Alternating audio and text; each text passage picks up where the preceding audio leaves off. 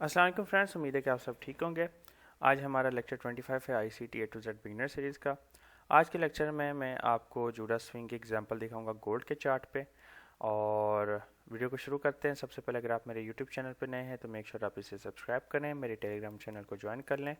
And अगर आप forex से पैसा कमाना चाहते हैं और अगर आईसीटी को, स्मार्ट मनी कंसेप्ट को, रियल थ्योरी को समझना चाहते हैं तो आप मेरे यूट्यूब चैनल पे ICT A to Z beginner series की प्लेलिस्ट देख सकते हैं, जिसमें आज हमारा 25वां लेक्चर है। ये सारे बहुत इंपॉर्टेंट टॉपिक्स थे जो मैंने आपके साथ शेयर किए थे।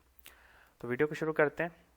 तो सबसे पहले मैंने आपको बताया था टाइमिंग के बारे में। जूडा स्विंग की टाइमिंग आपकी फॉरेक्स कमोडिटीज़ में ये होगी, इंडिसेस में ये होगी। अब जो लिक्विडिटी है वो 8:30 से पहले भी बन सकती है, 8:30 के बाद भी बन सकती है, 9:30 के बाद भी बन सकती है, 9:30 से पहले भी बन सकती है। तो ये सारा टाइम फ्रेम न्यूयॉर्क के ऊपर डिपेंड करता है, ठीक है ना। UTC-4 मैं बार बार कहता हूँ क्योंकि आप लोग कंफ्यूज ना हो, न्यूयॉर्क। ओके, तो यहाँ पे हम मार्कआउट कर लेंगे 12 AM एंड आपका 8:30।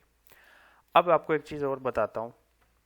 कभी कभार आपकी मार्केट ट्रेंड की तरफ ही चली जा रही होती है, नीचे ही की तरफ जा रही होती है।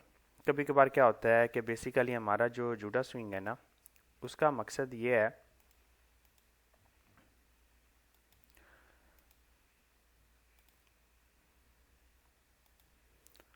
ठीक है, ये हमारा समझ लें 12 AM है और ये हमारा 8:30, ठीक है।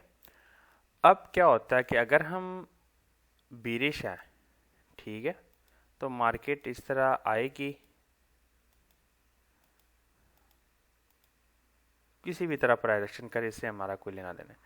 अगर बीरिश है तो वो एक फेक आउट मूव देगी, ठीक है। वो इस 8:30 से पहले भी दे सकती है, बाद में भी, और उसके बाद जो है मार्केट स्ट्रक्चर शिफ्ट करेगी, आपको फेयर वैल्यू गैप देगी और नीचे की तरफ हम चले जाएंगे, ठीक है।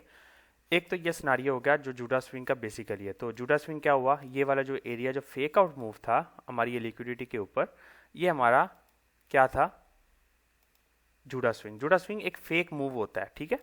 अब होता है एक फेक मूव होता है हमारा सेशन का भी जूडा स्विंग होता है। मतलब क्या है, एक सेशन के अंदर भी जो है सेशन बुलिश था, फिर उसको एक जूडा स्विंग मिला और उसके बाद उसने ट्रेड किया। कभी कभार क्या होता है कि मार्केट जो है जूडा स्विंग देती ही नहीं है, तो फिर क्या हम करें।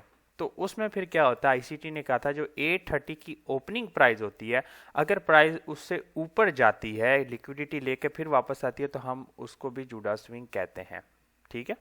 जो कि यहाँ पे ये एक एग्जांपल मैं आपको दिखा रहा हूँ कि यहाँ पे 8:30 का ओपनिंग है, सही है, ये ओपनिंग प्राइस है ये वाली, ठीक है, सही है। मार्केट रिएक्शन दी जा रही है नीचे, सही है। हमारे पास अब ये लिक्विडिटी पड़ी हुई है, सही है। तो अगर तो मार्केट नीचे ही जा रही है, अब हम लोग हाई और लो के करीब तो है ही है नहीं। अगर हमने आपने मेरी पुरानी वीडियो देखी होगी तो 12:30 के और 8:30 के बीच में हमने हाई और लो को मार्क करना होता है, ठीक है, ऐसे। और ये वाली, ओके। तो जूडा स्विंग क्या होता था, पहले जो वीडियोस थी, ठीक है ना, जो बेसिक नॉलेज था जो जूडा स्विंग का, उसमें ये था कि प्राइस इन दोनों में से किसी एक तरफ स्वीप करके आपको मार्केट स्ट्रक्चर शिफ्ट देगी तो हमने ट्रेड लेनी है, ठीक है। लेकिन अगर हम लोग उनके करीब करीब भी नहीं है तो आईसीटी ने कहा है जो 8:30 की ओपनिंग होती है उसको मार्क कर लें। अगर मार्केट ने बिरिश जाना है तो मार्केट क्या करेगी, उस 8:30 के अगेंस्ट जाएगी, लिक्विडिटी लेगी और फिर आपको रिएक्शन देगी, जैसा कि यहाँ पे हुआ।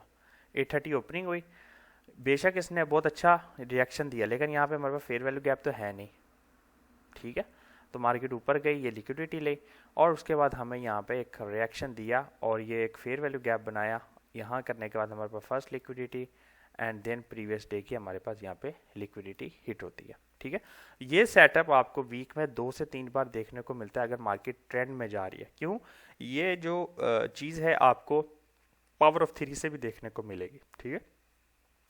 तो यहाँ पे अक्यूमुलेशन होता है, मैनिपुलेशन होता है, डिस्ट्रीब्यूशन होता है, 3 फेज होते हैं, सही। जिस दिन आपको दिखे कि मार्केट सिर्फ नीचे की तरफ जा रही है तो फिर आपने 8:30 की जो ओपनिंग है इसको भी कंसीडर करना है।